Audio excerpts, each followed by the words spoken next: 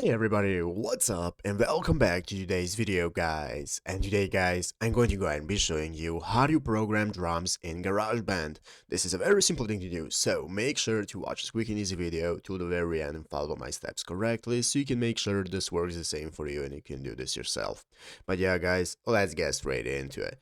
So the first thing you want to do is go ahead and open up the official GarageBand application on your mobile phone if you have not already. If you do not have the application, just go to the App Store and download it, and after opening it up, you'll be greeted by this main page right here, which is the home page where you can see all the instruments you can play. You can get started with opening up the audio recorder and so on.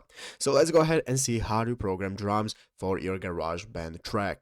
This is a very simple thing to do. So what we want to do first is go right here and scroll left until we find the drums section. So as you can see here, we have the drums option. We're going to go ahead and tap on it, and it's going to open up this new recording menu where we can find all the options we have for recording drums. As you can see, you can get started playing the drums and you can get started recording the drums by clicking the big red circle at the top of the screen. As you can see, as we're starting the recording process, it's going to enable us to start recording.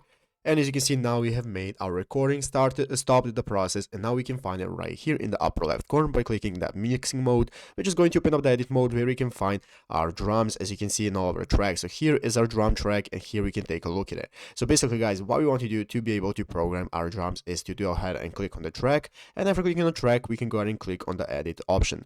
After clicking edit, it's going to open up this new notes page right here where we can take a look at all the notes that we have played, when we have played them, and so on, how it goes, so you can program it to whatever you want right here and select your desired program of the drums.